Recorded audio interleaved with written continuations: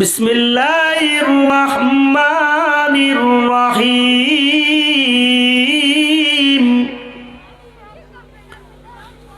ওয়ামা খালাকতুল জিন্না ওয়াল ইনসা ইল্লা লিয়াবুদুন।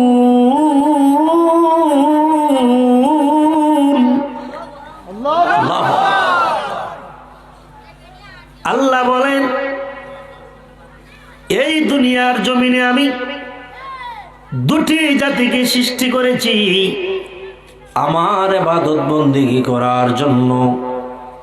ঠিক কিনা কোন? এ মুসলমান, আল্লাহ রাব্বুল আলামিন এই জমিনের মধ্যে দুটি জাতিকে সৃষ্টি করেছেন তার ইবাদত বন্দেগী করার জন্য। একটি জাতি হইল ইনসান, আর একটি জাতি হইল জিন। ঠিক কিনা কম? এই দুই জাতিকে আল্লাহ রাব্বুল আলামিন তার ইবাদত বন্দেগী করার জন্য এই জমিনের মধ্যে প্রেরণ করলেন। এ মুসলমান, এর মধ্যে সর্বোত্তম জাতি হইল কে? কে? ইনসান। কে?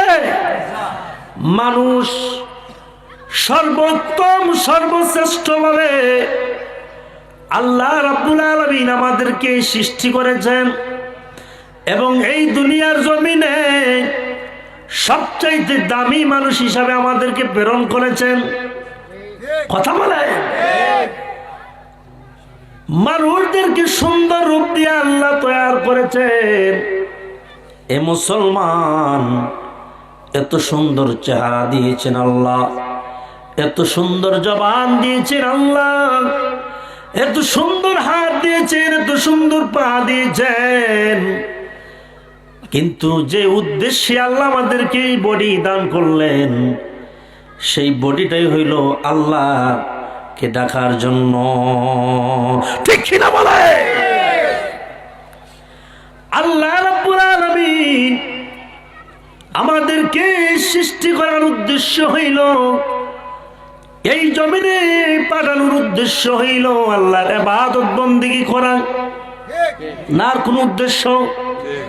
আর কোন উদ্দেশ্য নয়।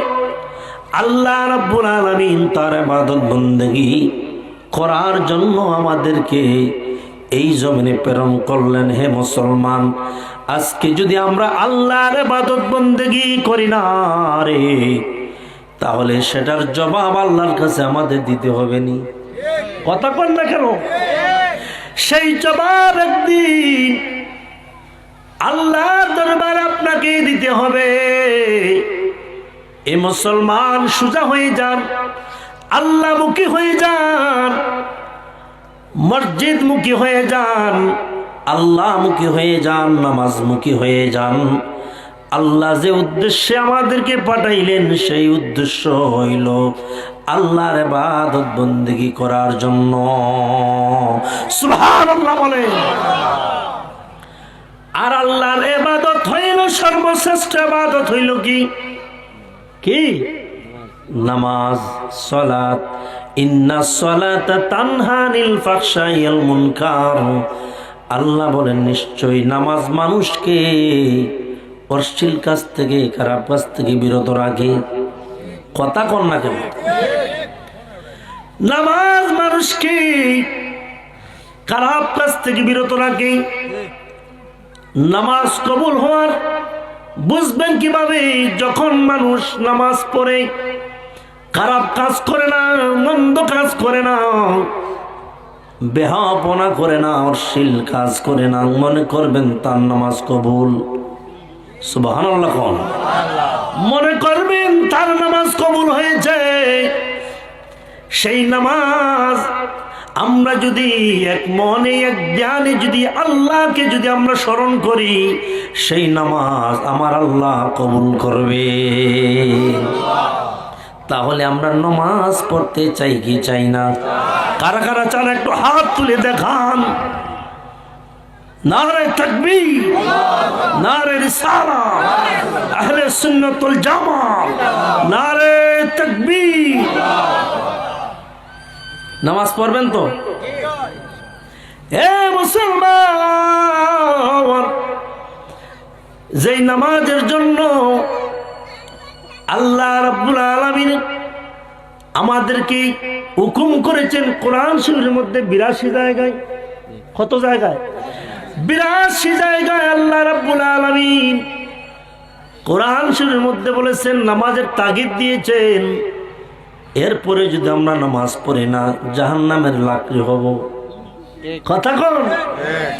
আর আল্লাহর নবী এই নামাজ কায়েম করতে যায় কত রক্ত মুবারক জড়াইছেন। কালেমার দাওয়াত দিতে যায় রে আল্লাহর নবী কতই না কষ্ট করেছেন। নামাজ যখন প্রতিষ্ঠিত করার জন্য আল্লাহর নবী কত ইহুদি নাসারার হাতে আক্রমণ হয়ে শিকার হয়েছেন। ঠিক কিনা বলেন? আল্লাহর নবী তখনই খুশি হয়েছিলেন যখন আল্লাহর নবী অসুস্থ হয়েছিলেন, যখন আল্লাহর নবী সারা যখন সাহাবায়ে কেরামগণ নামাজ আদায় করেছিলেন, তখন আল্লাহর নবী বড় আনন্দিত হয়েছিলেন যে অন্তত পক্ষ আমি নামাজ প্রতিষ্ঠিত করে গিয়েছি। ঠিক কিনা বলেন? এ মুসলমান, আজকে আমরা নামাজ পড়ি না, অথচ নবীজি নামাজের জন্য কত সব ইহুদিদের হাতে কত লাঞ্ছনা হয়েছেন। কথা বলেন? কাফের মুশরিকদের হাতে লাঞ্ছনা হয়েছে। আজকে আমাদের টাকা হয়েছে, গাড়ি হয়েছে, বাড়ি হয়েছে, কিন্তু আমরা মসজিদে যাই না। কথা বলেন? কিন্তু একবারে দিন আনে দিন মজুর যারা, এরা মসজিদ ছাড়ে না। কথা কন না কেন? এরা মসজিদ ছাড়ে না। কোটিপতিরা সপ্তাহে একদিন যায়, তো আবার যায় না।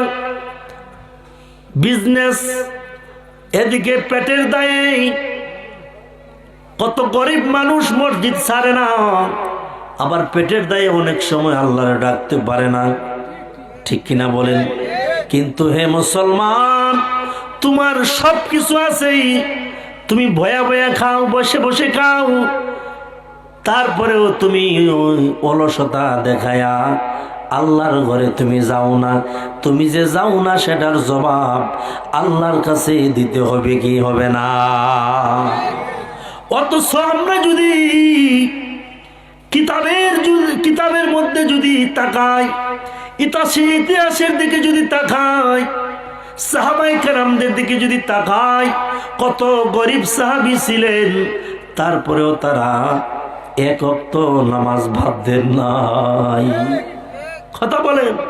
কত ওলি কেরাম ছিলেন, কত ওলি আল্লাহরা ছিলেন, তারা এক ওয়াক্ত নামাজ বাদ দেন নাই। কত গরিব সাহাবী ছিলেন, তারপরে তারা সালাত বাদ দেন নাই। সুবহানাল্লাহ। কিন্তু আফসোস লাগে, আল্লাহর প্রিয় সাহাবী, আল্লাহর নবীর প্রিয় সাহাবী আব্দুল্লাহ আনসারী, নাম কি? আব্দুল্লাহ আনসারী খুব গরিব সাহাবী ছিলেন, খুব গরিব সাহাবী। ঘর ভালো ঠিক নাই, বাঙ্গা ঘর, কোন রকম এক কাপড়ে চলাফেরা। আল্লাহু আকবার। কোন রকম এক কাপড়ে চলাফেরা। প্রতিদিন জামাতের সাথে নামাজ আদায় করতেন, তাও আল্লাহ নবীর সাথে, আল্লাহ নবীর পিছনে পিছনে আয়েশা, আল্লাহ নবীর প্রিয় সাহাবী আব্দুল্লাহ আনসারী আল্লাহ নবীর পিছনে যায়া যায়া, আল্লাহ নবীর পিছনের কাতারে যায়া তিনি নামাজ আদায় করতেন। নামাজ যখন শেষ, ওই সাহাবী এক মুহূর্তে দেরি করে না, বাড়ির দিকে রওনা হয়ে যায়। কিন্তু মসজিদে নববীর মধ্যে নামাজ শেষে তালিম দেওয়া হইতো, আলোচনা করতেন আল্লাহর নবী। মারহাবা। এ মুসলমান, গভীর মনোযোগ। আজকে আমরা অনেক কিছু আছে আমরা নামাজ পড়ি না, কিন্তু ওই সাহাবী কত কষ্ট করেও তারপরে নামাজ বাদ দেয় নাই।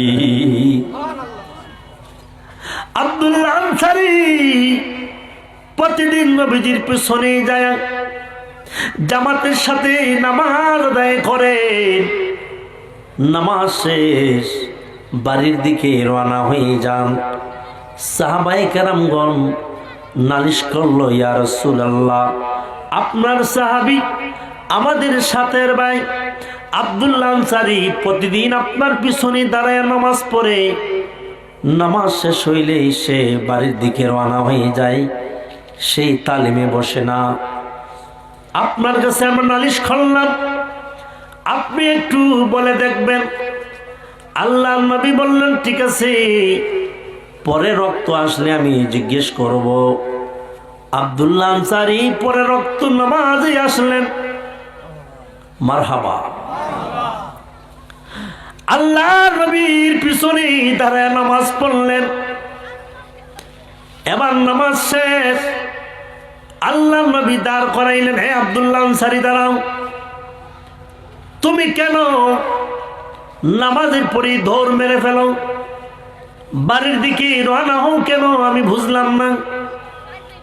তুমি তালিমে বসো না কেন, যে আলোচনা হয় আলোচনার মধ্যে তুমি বসো না কেন? আল্লাহর নবীর প্রিয় সাহাবী আব্দুল্লাহ আনসারী ডাক দিয়ে বলে, ইয়া রাসূলুল্লাহ, ইয়া হাবিবাল্লাহ, নবীজি গো, আপনি যেই কথা আমাকে বলেছেন, আমি অনুরোধ করব আপনাকে, আপনি আমার বাড়িতে একবার চলে আসেন। আমি কেন আসি নবীজি গো, আপনি দেখলে বুঝতে পারবে। ইয়া রাসূলুল্লাহ, ইয়া হাবিবাল্লাহ, নবীজি গো, মেহেরবানি করে যদি আপনি আপনার সাহাবীদেরকে নিয়ে যদি একটু আসেন, তাহলে আমার জীবন ধন্য হবে। নবীজি গো, আপনি আসবেন একদিন। আল্লাহর নবী এবার বললেন, আমি আগামী কালকে তোমার বাড়িতে আমি যাব। আল্লাহর নবী আগামী কালকে কিছু সংখ্যক সাহাবীদেরকে নিয়ে আব্দুল্লাহ আনসারীর বাড়ির দিকে রওনা হয়ে গেলেন। এবার আব্দুল্লাহ আনসারীর বাড়ির মধ্যে প্রবেশ করলেন। এবার আল্লাহ নবী দেখতেছেন আব্দুল্লাহ আনসারী থাকার মতো তেমন কোনো ব্যবস্থা নাই। সুবহানাল্লাহ। আল্লাহ নবী অবাক হয়ে গেলেন, হায় হায়, যেই ঘরের মধ্যে মানুষ থাকার মতো নেই, এই ঘরের মধ্যে আব্দুল্লাহ আনসারী কিভাবে থাকে? এবার আব্দুল্লাহ আনসারী কি প্রশ্ন করলেন, হে আব্দুল্লাহ আনসারী, তুমি এই ঘরের মধ্যে কেমনে থাকো, আর তুমি প্রতিদিন কেন এইবার নামাজ পড়ি চলে আসো? জবাব দাও। আব্দুল্লাহ আনসারী ডাক দিয়ে বলে, ইয়া রাসূলুল্লাহ, ইয়া হাবিবাল্লাহ, নবীজি গো, আমি এই জন্য নামাজ শেষ হলে আমি এই জন্য বাড়িতে চলে আসি, কারণ আমার গায়ে যে কাপড় দেখতেছেন গো নবীজি, এই কাপড় হইল আমি যখন বাড়িতে আসি, আমি নামাজ পড়ে আমার বিবিকে যে গর্তের মধ্যে আমি রেখে যাই গো নবীজি, এই গর্তের মধ্যে আমার বিবি অলঙ্গ অবস্থায় থাকে। আমি নামাজ পড়ে ওই কাপড় খুলে আমার বিবিকে আমি পরাইয়ে দেই, তারপরে আমার বিবির নামাজ আদায় করি। আল্লাহু আকবার। ইয়া রাসূলুল্লাহ, ইয়া হাবিবাল্লাহ, নবীজি গো, আমরা এক কাপড়ে অনেক দিন ধরে বসবাস করতেছি নবীজি গো, এই জন্য আমি নামাজ শেষ হলে বাড়ির দিকে রওনা হয়ে যা। আল্লাহর নবী এবার সাহাবায়ে কেরামগণ চোখের পানি ধরে রাখতে পারলেন না।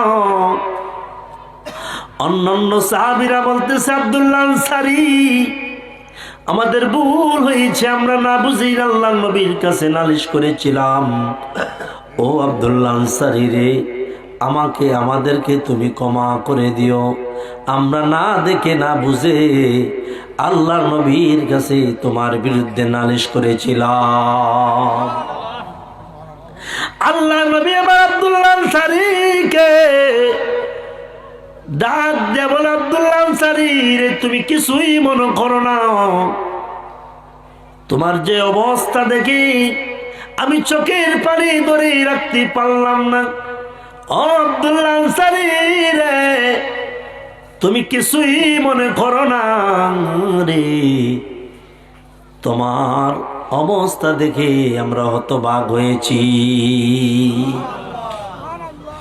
আমি দোয়া করি আব্দুল্লাহ আনসারী, তোমার যে গরিবত্ব আল্লাহ যেন দূর করে দেন। ও আব্দুল্লাহ আনসারী, তারপরেও তুমি কিছু মনে করো না। এবার বুঝেন, আল্লাহ নবীর প্রিয় সাহাবী আব্দুল্লাহ আনসারী এই গরিব অবস্থায়ও তারপরে নামাজ বাদ দেন নাই, ঠিক কি না? তাহলে এই অবস্থায় যদি তারা নামাজ বাদ দিতে পারেন না, আমাদের তো পোশাক আশাক আছে, ঠিক কিনা কোন? আমাদের পোশাক আশাক আছে রে, তারপরে আজান হইলে আমরা মসজিদে যাই না, ঠিক কিনা কোন? আমরা চলে যাই ফাতারে। এ মুসলমান, অনুরোধ থাকবে রে, আজান হইলে মসজিদের দিকে যাবেন। আল্লাহ রাব্বুল আলামিন যে উদ্দেশ্যে আমাদেরকে প্রেরণ করলেন, সেই উদ্দেশ্য আমাদের বাস্তবায়ন করতে হবে, ঠিক কিনা বলে? আল্লাহ রাব্বুল আলামিন আমাদেরকে যে উদ্দেশ্যে বানাইলেন, সৃষ্টি করলেন, এই দুনিয়াতে প্রেরণ করলেন, আমরা যদি আল্লাহর ইবাদত বন্দেগী করে যাই তাহলে আমাদের কোনো ভয় আসেনি। কারণ নামাজ হইল বেহেশতের চাবি। এই বেহেশতের চাবি যদি হয় নামাজ, তাহলে আমরা কেন সহজে বুঝি না? সিগারেটের পাতায়, সিগারেটের উপরে লেখা থাকে, প্যাকেটের উপরে লেখা থাকে ধূমপান স্বাস্থ্যের জন্য ক্ষতিকর। কথা কন, ক্যান্সার হয়, তারপরে মানুষ খায়। খায় কি খায় না? আমি এই উদাহরণ প্রতিটি মাহফিলে দেই। মানুষের তো ব্যাকল, সিগারেটের প্যাকেটের লেখা থাকে ধূমপান ক্যান্সার হয়, কিন্তু এই কথা বুঝে না নামাজ বেহেশতের চাবি, সেটা যে নগদ, তারপরেও মুসলমানরা বুঝে না। কথা কন না কেন? নামাজ বেহেশতের চাবি, এটা বিশ্বাস হয় কি হয় না?